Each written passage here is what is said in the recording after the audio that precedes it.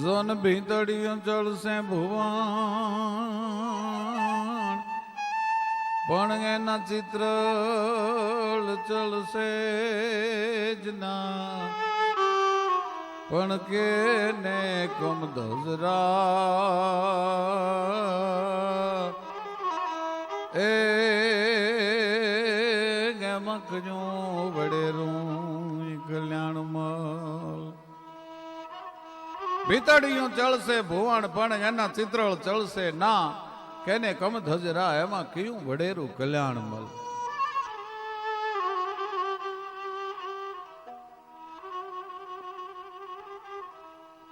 ઉ ભૂંગા ઉ ભેણિયું ઉ ભીતે રંગ પિયા પણ મેકડ ચેતો માડુઆ રંગી ધલ બે.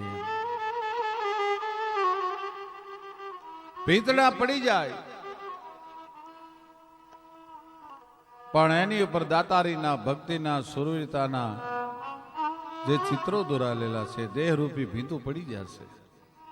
ભીતડિયું ચલશે ભુવન પણ ચિત્ર ચલશે ના કેને કમ ધજરા એમાં કયું વડેરું કલ્યાણમલ. કોક કોક માણસો આ ધરતીના પડદા પર એવા જન્મે છે ન હોય તો નભે નહીં આ પૃથ્વી પામર રા પણ એમાં કોક કોક કાનાણા એમ હોનો ભાંકે.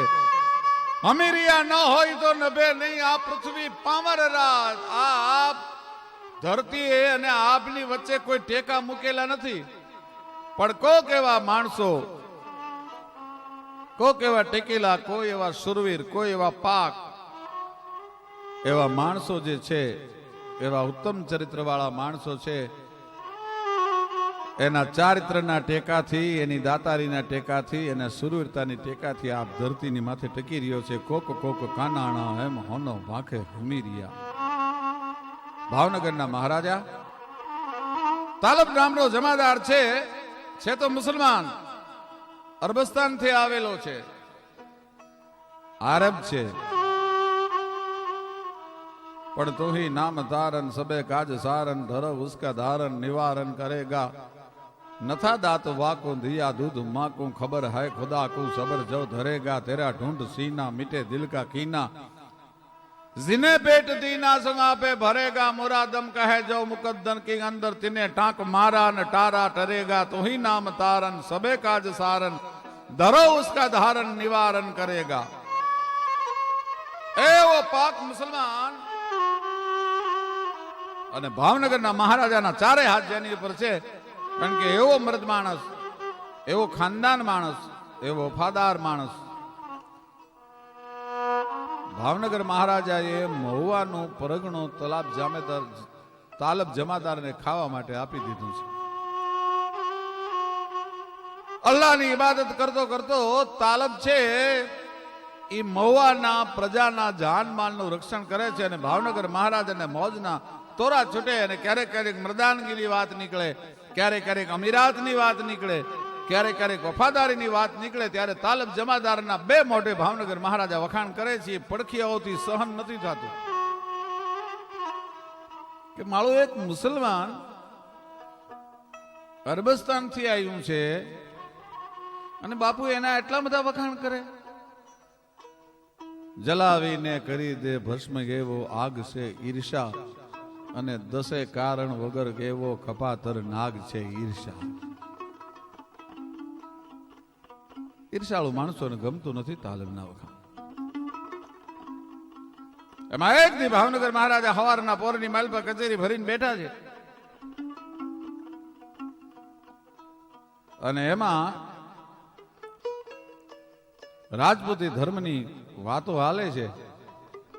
એ વાતો હાલતા હાલતા હાલતા ભાવનગરના મહારાજાના મોઢામાંથી તાલબ જમાદારની વફાદારીના વખાણ મીડા થવા પડખિયાઓએ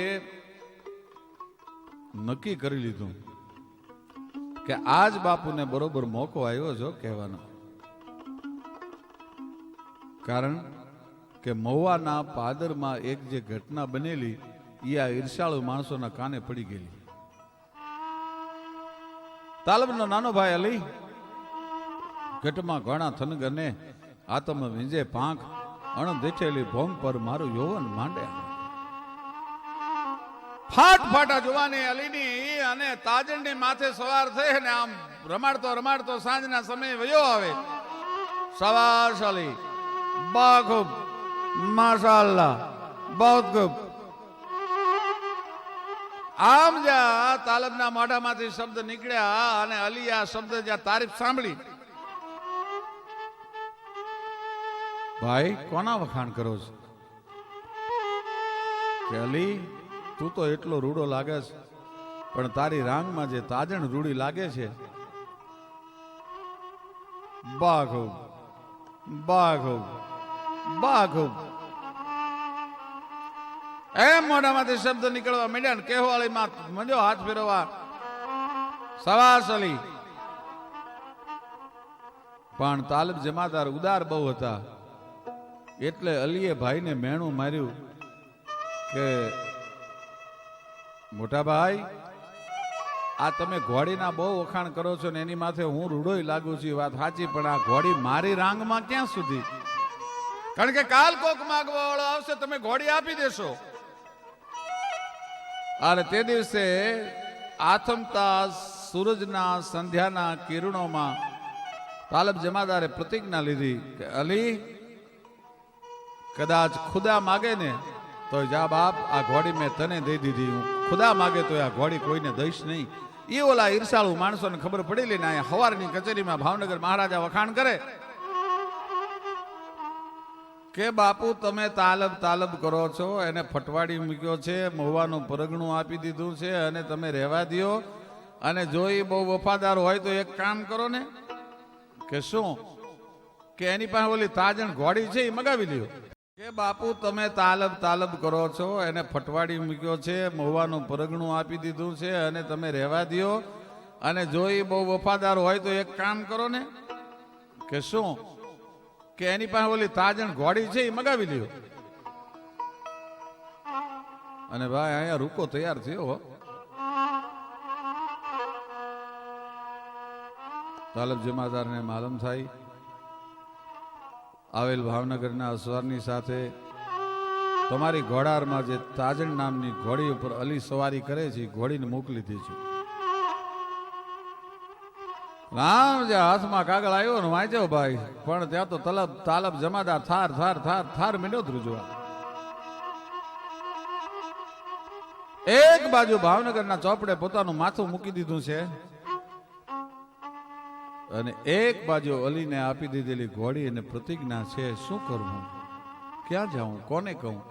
હસું તો ધન પારખે, રોવું તો કાજળ જાય, મન કો મન મેં જુરણો જ્યું ઘણ લકડી કો ખાય. માથે આપ છૂટો ભાઈ તાલિબ જમાદારને. પણ વળતા જવાબ લખ્યો કે નેક નામદાર મહારાજા સાહેબ, આપના સેવક તાલિબ જમાદાર ના પ્રણામ સ્વીકારજો. આપે તાજણ મગાવી છે, પણ તાજણ હું આપી નહીં શકું, કારણ કે મેં મારા ભાઈ અલીને તાજણ આપી દીધી છે, મેં વચન દઈ દીધું છે. કયો તો માથું મોકલાવી દઉં, બાકી તાજણ નહીં મોકલાવી શકું. ઓલા પડખિયા ઈર્ષાળુ હતા, કાં બાપુ કહેતા હતા ને કે બહુ તાલિબ વફાદાર છે ને બહુ સારો માણસ છે ને નેક માણસ છે ને, લ્યો મોકલી તાજણ. અને ભાઈ અહીંયા ભાવનગર મહારાજાના અંગ રૂવાંગ અવળા થયા અને વ્યાપી જ્વાળા વ્યો. હુકમ છૂટી ગયો કે તાલિબ જમાદારને કહી દો અત્યારે ને ત્યારે મારું મહુવાનું પરગણું ખાલી કરી અને પેરા લુગડે નીકળી જાય. આ તો વટનો કટકો હતો. તાલિબ જમાદાર પેરા લુગડે પોતાના ભાઈ અને કુટુંબ કબીલા સાથે નીકળ્યો. વચ્ચે ગારિયાધાર આવ્યું, એટલે ગારિયાધારે કીધું કે જો ભાવનગરે રજા આપી હોય તાલિબ જમાદાર તો અમારી સેવા ચાકરી કરો, રાજ તમને હાચવશે. કે બાપા ભાવનગર છે એ મોટો ભાઈ કહેવાય અને ગારિયાધાર નાનો ભાઈ કહેવાય. હવે મોટા ભાઈના ઓઢણો ઓઢ્યા પછી જો ગારિયાધાર રોકાવ ને તો મેં ધેર વટું વાળ્યું કહેવાય. એક ભવમાં બે ભવ ન કરાય મારાથી, તો મેં ધેર વટું વાળ્યું કહેવાય. જુનાગઢના નવાબે કહેવરાયું કે અહીંયા આવી જાઓ જમાદાર, તમને સાચવશું અમે. ના બાપ, હવે મને મારી ધરતી પોકારે છે, મને મારો અરબસ્તાન યાદ કરે છે. તાલબ જમાદાર વયા ગયા, પણ તાલબ જમાદારની યાદમાં તાલબ જમાદારે જે કેરીની ગોટલી રોપી હતી એમાંથી જે આંબો થયો એ તાલબ જમાદારની યાદમાં ભાવનગરના મહારાજાએ કાયમ માટે એ કેરીનું નામ જમાદાર કેરી નામ આપી દીધું. અને આજે પણ જમાદાર કેરી મહુવાની વખણાય છે. એવા ટેકેલા મુસલમાનો, खुदा बादशाह है सबे पर निगाह है न खोजी जुदा है उसी रब के घर में गजन दर गधा है दुहू पर फिदा है न खोजी जुदा है खुदा की नजर में गवा भैंस घोड़ी रुकीड़ी मकोड़ी सबे जुगदी जोड़ी बना जी बसर में मुरादम कहे यार हंसता कहा है हिसाबों का रास्ता मिलेगा हसर में. तालब जमादार वया गया पड़से पंड सरी पण प्रसिद्धिना गढ़ पड़से नहीं वातों रहશે વીર દુનિયામાં ભલા તણીઓ ભાણના. એક પ્રસંગ, દેવળિયા ગામ,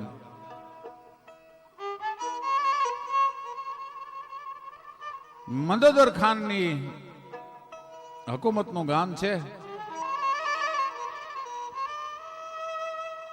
પણ બહુ ઉદાર માણસ હતો તો એક ગામડીનો ધણી. મોલે સલામ કરાસ્યો, મોલે સલામ મુસલમાન, પણ કુળ રાઠોડોનું, એનામાં લોહી જૂનું રાઠોડોનું, વ્રજભૂમિ ચંદન વના મેળ પહાડા મોડ ગરુડ ખગા અને લંક ગઢા એમ રાજકળી રાઠોડ ભાઈઓ.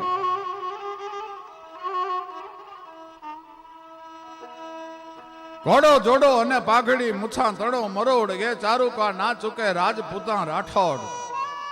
મંદોદર ખાન દેવળિયાનો સરદાર બરાબર ફાગણ મહિનાની હોળીનો બીજો દિવસ એટલે ધૂળેટીનો દિવસ છે ને ઘરે આવો આજ મોજમાં છે ભાઈઓ. અબીર ગુલાલ કંકુ લાલ પીળા રંગથી રંગે છે અને ગામના પાદરમાં નીકળવા વાળા માણસો પાસેથી ગોઠ માગે છે. જવાન ઘરિયાઓનું ટોળું છે, ઘરિયાઓનું ટોળું છે, ગોઠું માગે છે. બધા એકબીજા એટલા બધા મોજમાં છે અને મંદોદર ખાનજી પોતાનો દરબાર ભરીને બેઠા છે. ઉદાર માણસ સુરત છે કિરત બડી બિના પંખ ગોડ જાત સુરત તો જાતી રહે પણ કિરત કબ હું જાત. એવો દાતાર માણસ છે. કવિઓ, મહેમાનો, એ હોળીની ગોઠ માટે આજ બધા ભેળા થયા છે અને જમાવટ હાલે છે વાતોની ભાઈ. અને એમાં ઘેરિયાઓનું ટોળું, છોકરાઓનું, જુવાન છોકરાઓનું ઘેરિયાઓનું ટોળું છે. ગામના પાદરમાં, ગામના હિમાડે પોગી ગયું છે. સામેથી એક માણસ વિયો આવે છે, પણ સફેદ કપડા પહેરેલા છે, માથે ભેટ વાળેલી છે અને માથે પાક ઝપાટા ખાઈ દી છે ભાઈ. પેટની માલપાએ કટાર નાખેલી છે અને ખંભે પડતલા વાળી તલવાર છે ને એક જણ દાઢી અને મૂછ વાળો જણ, દાઢીના કાતરા વાળો જણ સામે વિયો આવે છે. હાથની માલપા રુદ્રાક્ષનો માળાનો બેરખો છે. ઘરે નજર ગઈ સામે કોઈ મહેમાન આવે છે. એમાં જુવાન ઘરૈયા હતા, એમાં ઘણાએ કીધું કે જોજો હો મહેમાનને નો રોળાય. અરે કે મહેમાનને આજ મુકાતા હશે રોળ્યા વગરના. એટલે ઘરૈયાનું ટોળું મહેમાનની સામે થયું ભાઈ. સામેથી જે આવનાર જણ છે ઘરૈયાઓને વિનંતી કરે છે કે બાપા મને રોળશો માં હો, એ બાપા મને રોળશો માં, મારે ખાન બાપુનું કામ છે બાપા મને રોળશો માં, તમે હું એના ઉતારે જાઉં છું બાપા મને રોળશો માં. પણ જુવાન ઘરૈયાનું ટોળું કઈ માનતું નથી. અને સામે આવનાર માણસ જેને ધોળા લુગડા શ્વેત વસ્ત્રો ધારણ કરેલા છે એને પોતાની મ્યાન હોતી તરવાર હમણવા માંડી અને તરવાર હમણતો હમણતો કહેતો એ બાપા મને રોળશો માં, બાપા મને રોળશો માં. એમાં ધૂળની ડમરી ઉડી. ઘેરાઓએ હાકલા પડકારા કર્યા, કલા રોળી નાખો મહેમાનને ભલે તરવાર હમણતો. એ તલવાર હમણતા હમણતા ક્યારે તલવાર મ્યાનમાંથી ખુલ્લી થઈ ગઈ, માથેથી મ્યાન નીકળી ગઈ ખબર ન રહી, અને હમણતા હમણતા ધૂળના ગોટામાં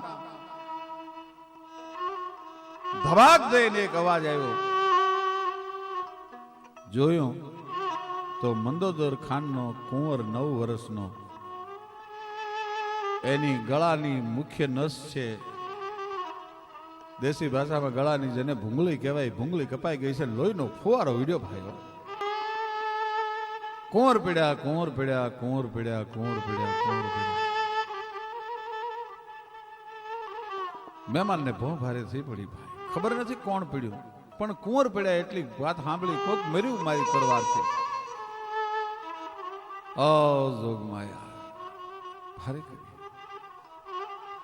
અને સિંભણે દોટ મૂકી ભાઈ આવનાર મહેમાને.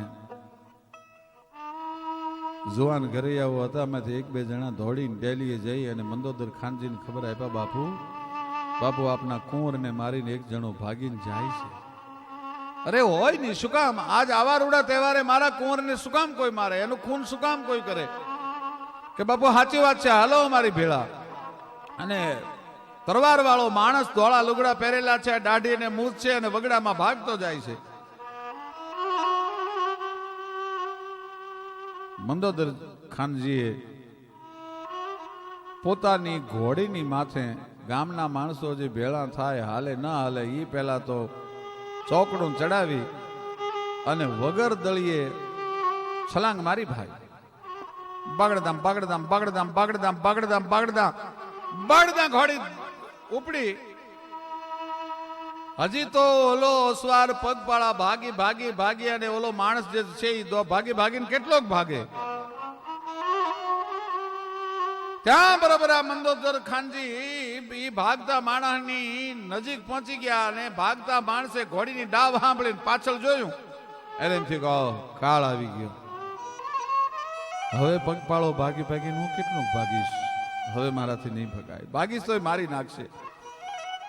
હવે શું કામ રોદડા રોવા, હવે શું કામ ફીફા ખાંડવા? પોતાની તલવારનો ઘા કરી નાખ્યો. વળી વિચાર આવ્યો, તલવાર હાથમાં લઈ અને પોતાના ગળે, એમ કહેવાય છે કે માણસે તલવાર ઠેરાવી દીધી.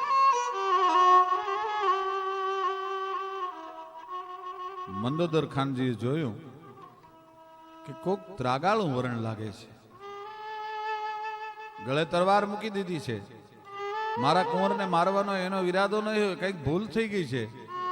અને હવે જો હું ઘોડી એ બાજુ હાંકીશ તો હમણાં એ પોતાના ગળે ઘસરકો મૂકીને પોતાનું માથું ઓળખ કરી નાખશે. એટલે ઘોડી પરથી ઉતરી અને મંદોદરે કીધું, ભાઈ કોણ છો તું? બાપુ ચારણ છું. એમ મારા કુંવરને તમે માર્યો કવિરાજ? ના બાપુ, મારવાનો મારો ઈરાદો નહોતો. ઘેરે આના ટોળાએ મને ઘેરી લીધો. મારા છોકરા છે એ હાથ દીથી અનાજ વગેરેના ભૂખ્યા ટળું વળે છે. બાપુ દુકાળના ડાકલા વાગે છે, હું તો નહોતો આવતો, પણ મને ચારીને ધકેલો કે એક વાર જાઓ તમે મંદોદર ખાન પાસે કાંઈક દેશે હો.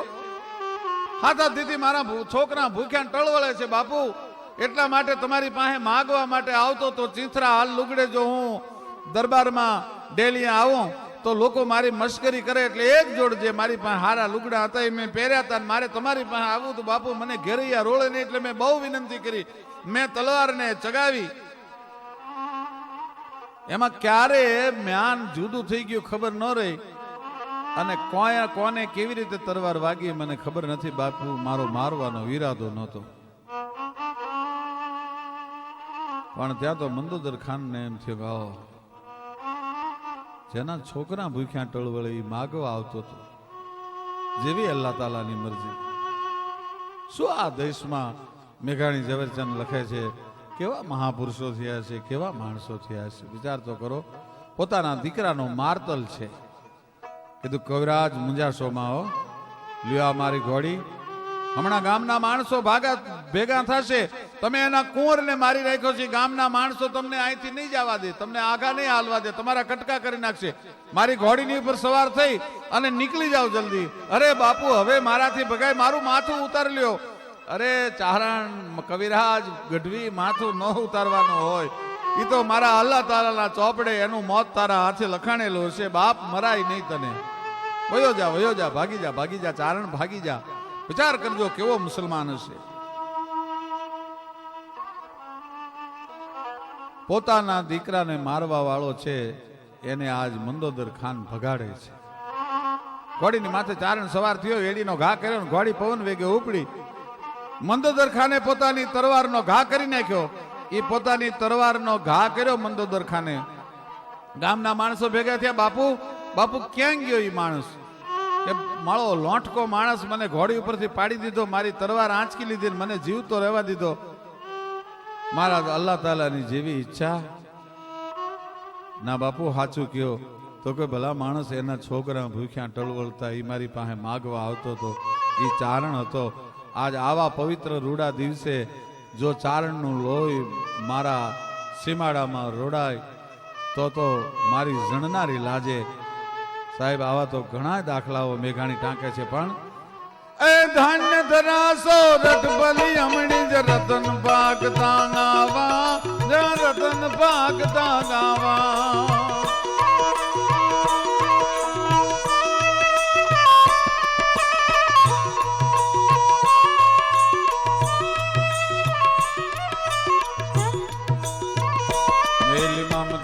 कुटुंब कर बार बोली भाई दीद मृत ने डान, बोली भाई दीद मृत ने डान.